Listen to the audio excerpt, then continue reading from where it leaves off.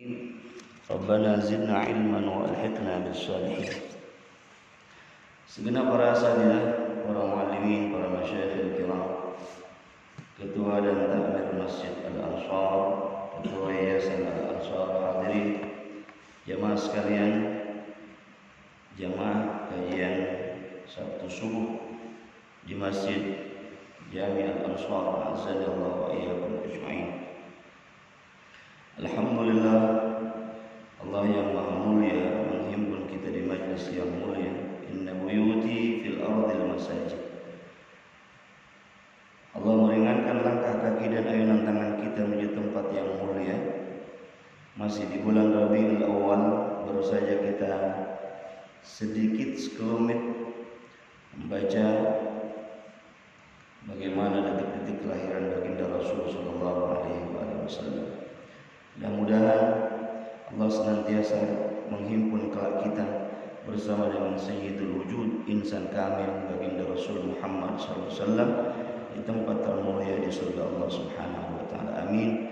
Dan kelak kita mendapatkan syafaatul uzma, kelak di saat tidak ada pertolongan kecuali setiap umat semuanya datang kepada baginda Rasul Muhammad sallallahu alaihi wasallam. Sedikit kita membaca apa yang kita baca dalam Maulid tadi.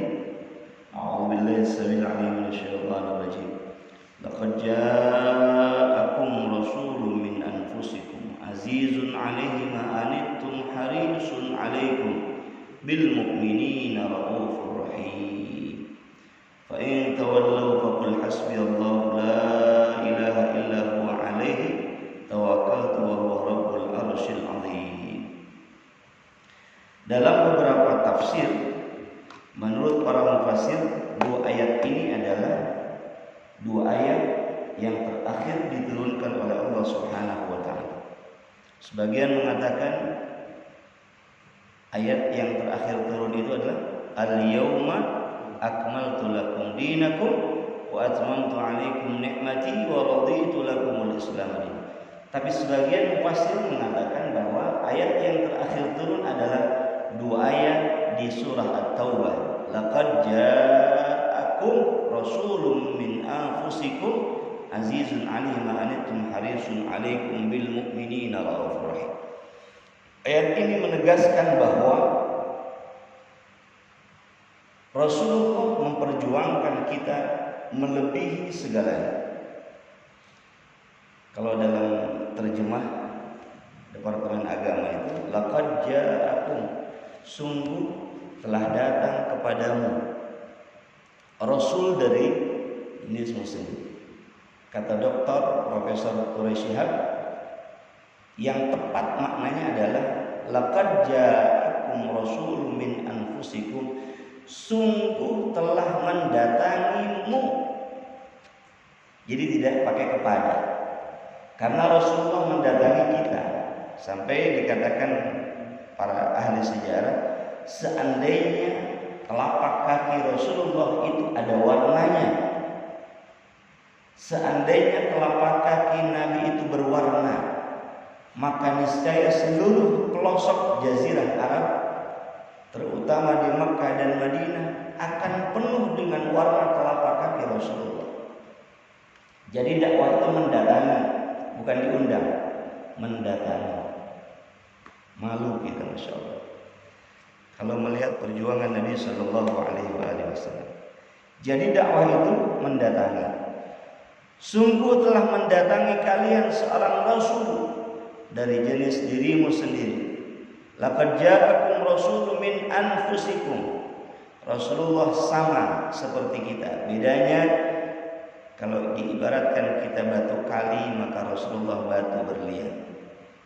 Diibaratkan jauh panggang dari api antara langit dan bumi, bagaimana Rasulullah SAW, akhlaknya akan kita bahas sedikit. Bagaimana Rasul punya dua sifat, yang sifat itu sifat Allah melekat pada diri Nabi SAW. Laqad ja'akum rasulun min anfusikum azizun 'alaihi ma anittum harisun Jadi penderitaan Rasulullah teramat sangat dahsyat. Penderitaan Rasulullah teramat sangat berat. Kita kalau baca sirah, di rumah saya punya buku yang ditulis oleh Al-Imam At-Tirmidzi, ya.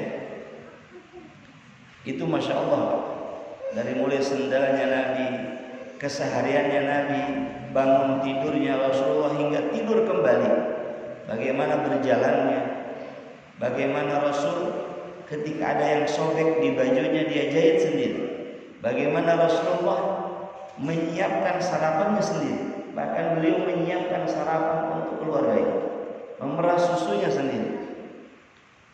Kalau kita kan marah istri kita nyiapin sarapan, jauh banget. Azizun alaihi ma anittum harisun alaikum bil mu'minina raufur rahim. Ini dua sifat Allah, Rauf penyantun, Ar-Rauf, Rahim penyayang. Maka Rasulullah sallallahu alaihi wasallam adalah pribadi yang jiwanya luas. Jiwanya luas, memaafkan, dan ini dikagumi bukan hanya oleh kawan tapi oleh lawan. Ya. Masyhur itu. Saya juga belum tahu itu bukunya seperti apa. Tapi kita membaca katanya Michael Hart itu membuat riset atau penelitian 100 tokoh manusia yang paling berpengaruh di dunia dan menempatkan Rasulullah nomor pertama. Ya.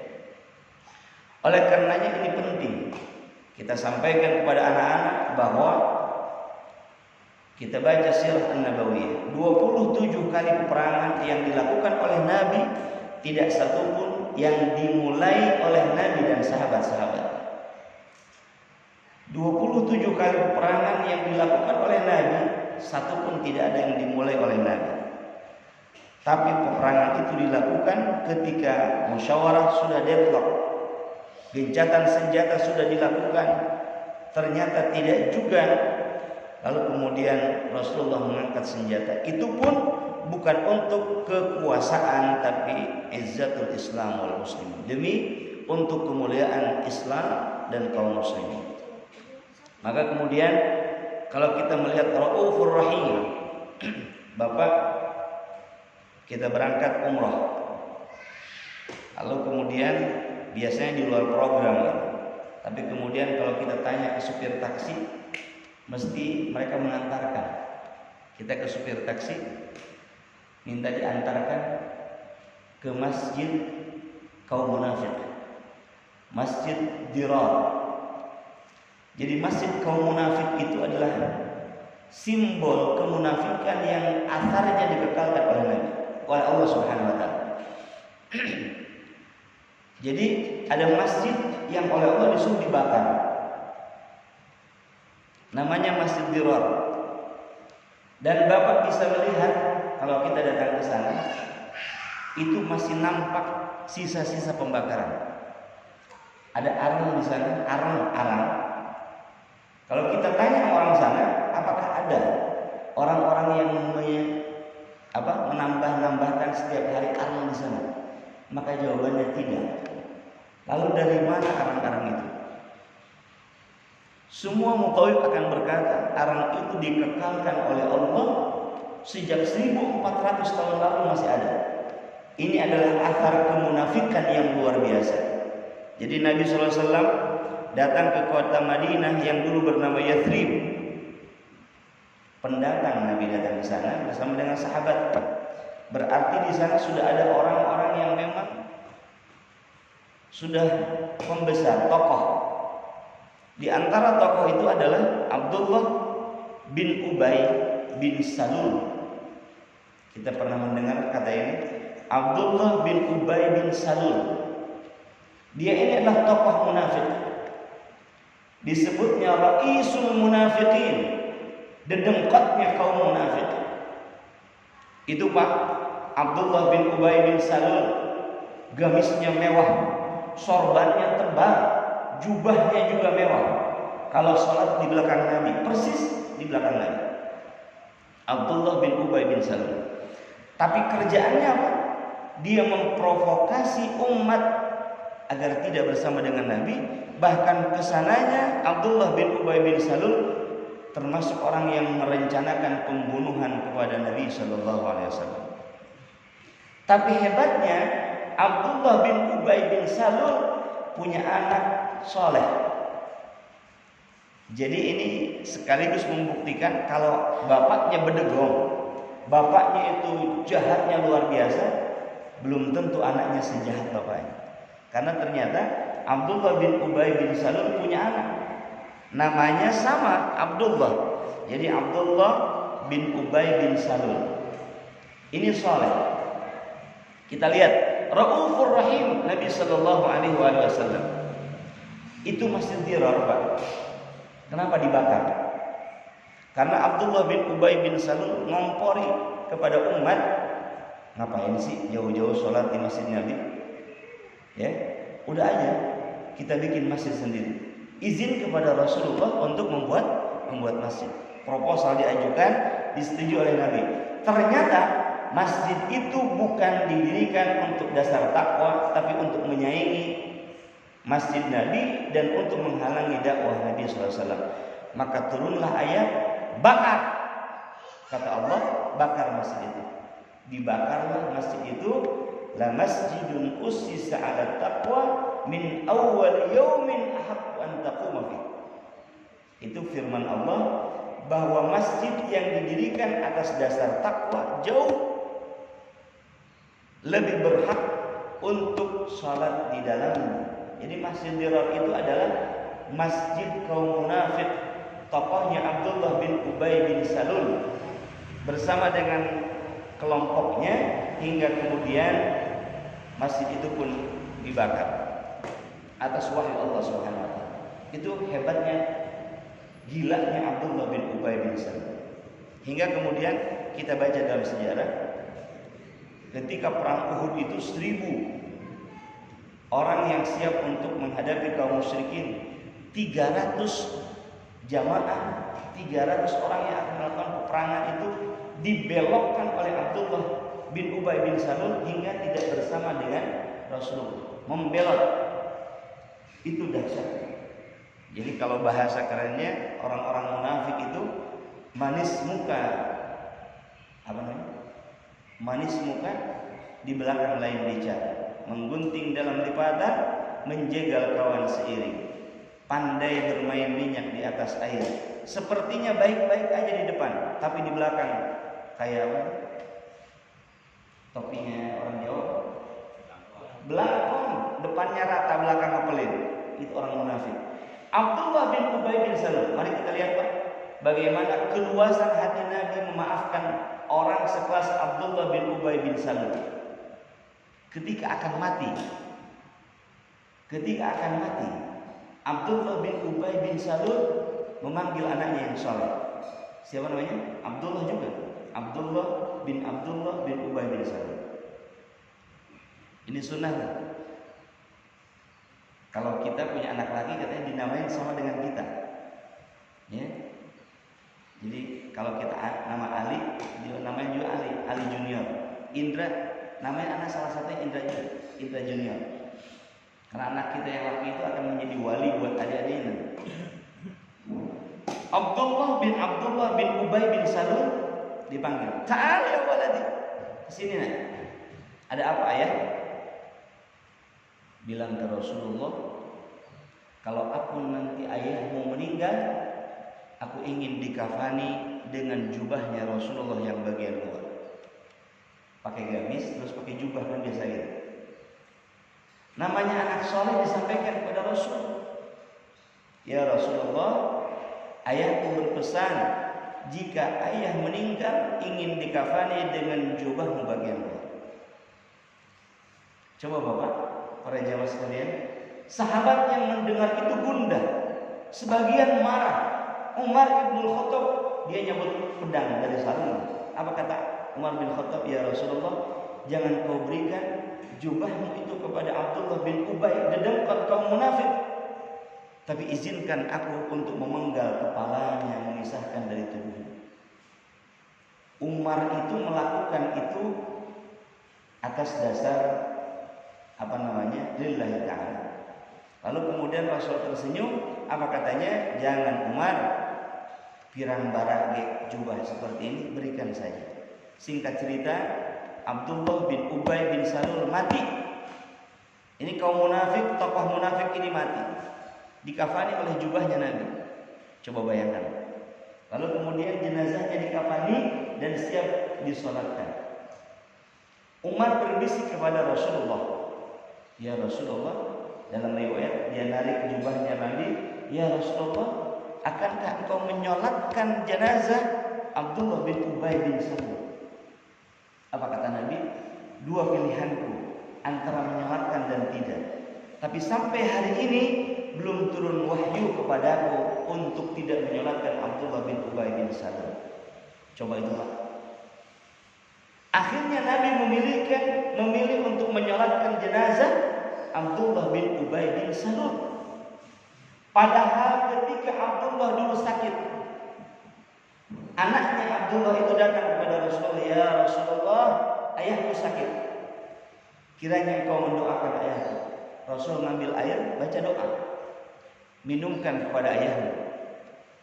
Dengan senang Abdullah bin Ubay bin Salul, anaknya itu datang kepada ayahnya, ayah minum.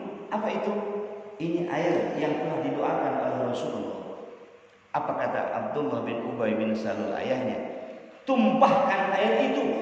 Aku tidak sudi meminum air yang ada ludahnya Rasul, yang ada ludahnya Muhammad. Konyol itu. Lebih baik kau datangkan air kencing aku minum daripada aku minum air yang tercampur dengan ludahnya Muhammad. Sedemikian konyolnya, sepanjang hidup nyusahin, ketika akan mati kolokan seperti balita, pengen jubahnya Nabi. Lalu kemudian ternyata Rasulullah menyolatkan jenazah siapa? Abdullah bin Ubay bin Salul.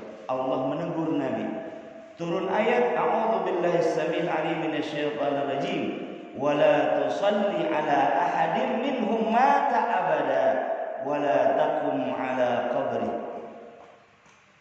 Jangan Muhammad sekali-kali kau menyolatkan jenazah di antara orang-orang munafik, dan jangan berdiri di atas kuburnya. Maksudnya mendoakan jenazah, mendoakan di kuburnya. Ini menjadi dalil bahwa berdoa di kuburan itu boleh, mendoakan orang yang telah mati itu boleh.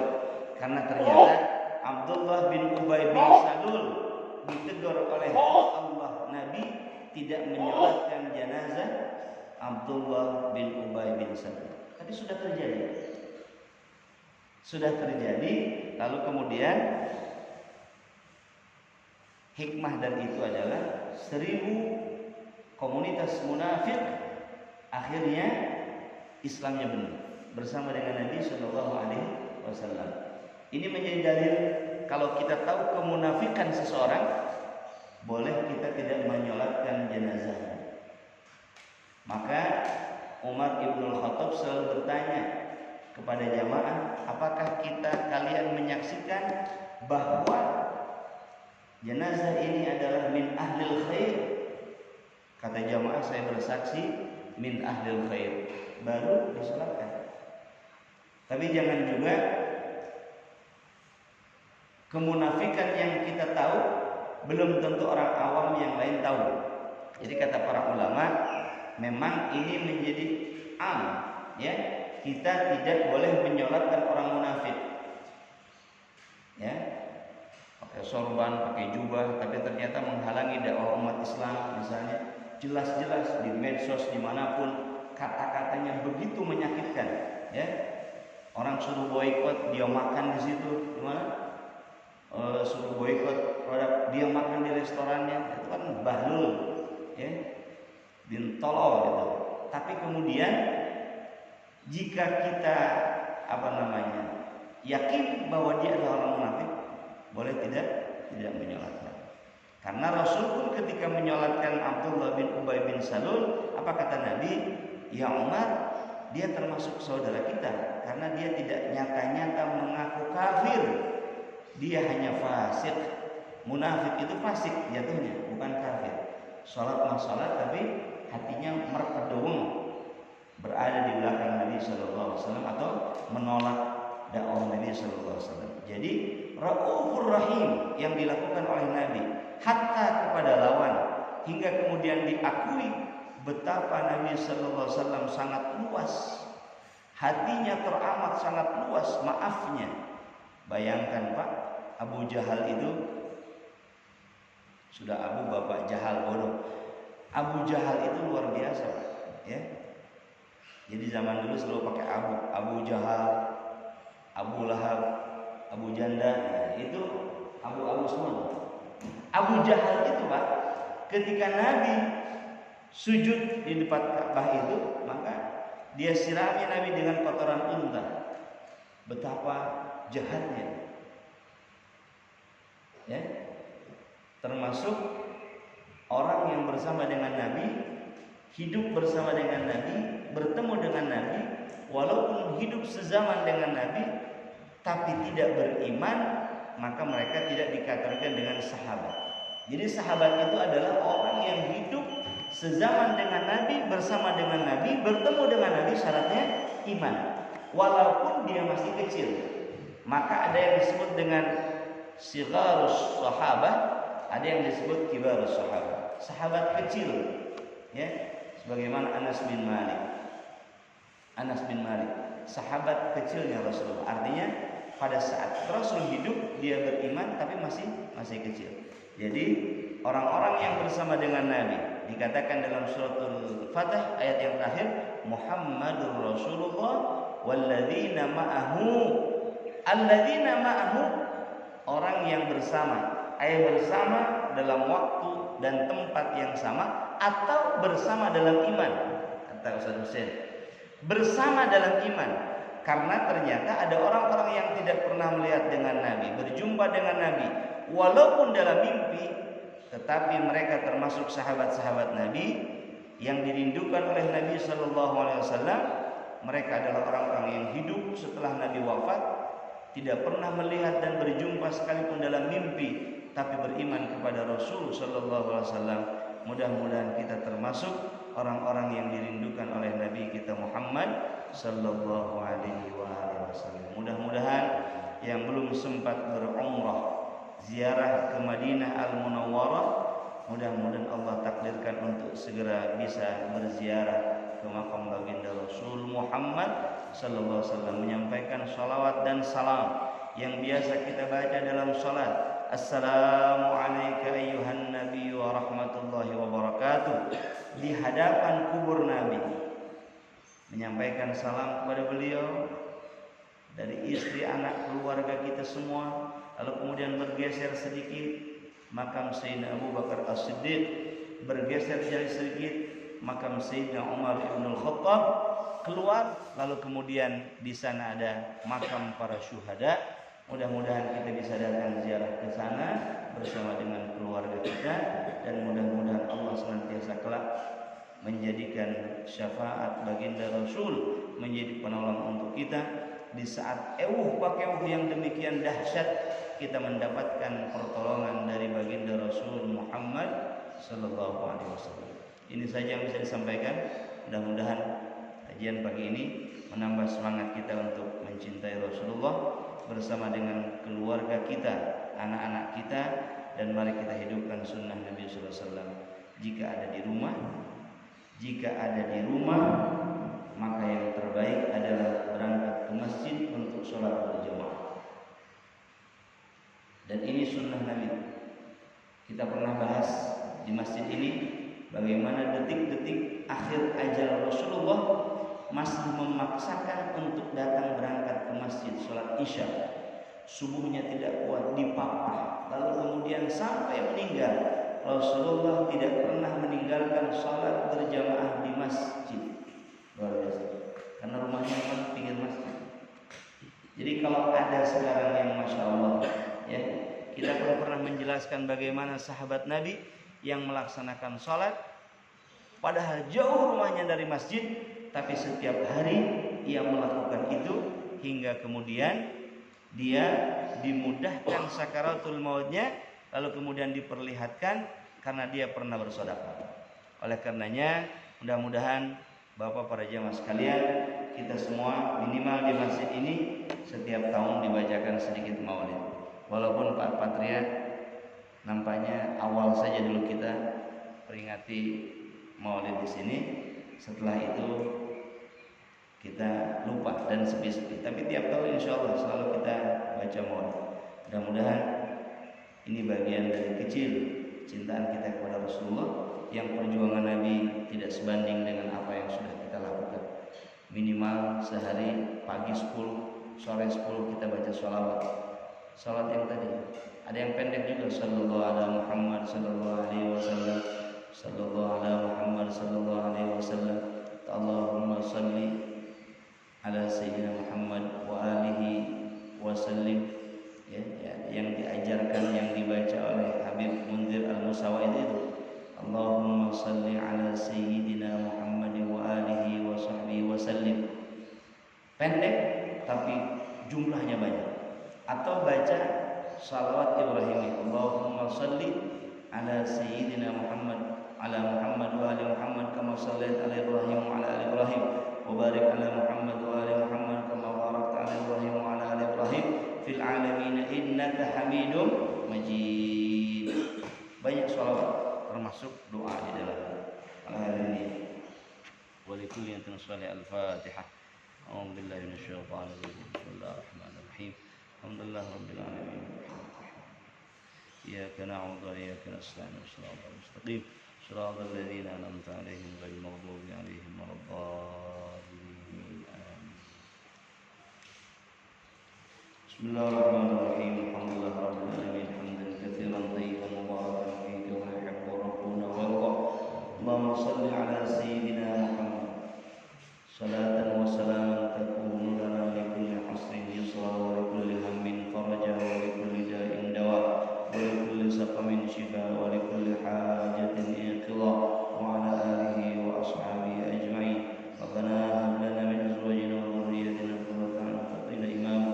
Allahumma hdina bi hudaka waj'alna mimman yusari'u fi ridhaka la tuwallina waliyan siwaka wa la taj'alna mimman khalafa amraka wa 'asaka. وحسبنا الله ونعم الوكيل نعم المولى ونعم النصير لا حول ولا قوة إلا بالله العلي العظيم. ربنا تقبل منا إنك أنت السميع العليم وتب علينا إنك أنت التواب الرحيم. اللهم يا كافي البلاء اكفنا البلاء قبل نزوله من السماء. يا كافي البلاء اكفنا البلاء قبل نزوله من السماء. يا كافي البلاء اكفنا البلاء قبل نزوله من السماء. اللهم ادفع عنا البلاء والبلاء والوباء والربا والزنا والشدائد والمحن ومن شر الفتن والآثام ما ظهر منها وما بطن. اللهم اجعل بلدتنا اندونيسيا هذه بلدة طيبة وسائر بلاد المسلمين إنك على كل شيء قدير. ربنا آتنا في الدنيا حسنة وفي الآخرة حسنة وقنا عذاب النار وادخلنا الجنة مع الأبرار يا عزيز يا غفار يا رب العالمين. سبحانك اللهم وبحمدك أشهد أن لا إله إلا أنت أستغفرك وأتوب إليك. وصلى الله على خير خلق محمد النبي الأمي وعلى آله وصحبه وبارك وسلم والحمد لله رب العالمين. العفو منكم. السلام عليكم ورحمة الله وبركاته.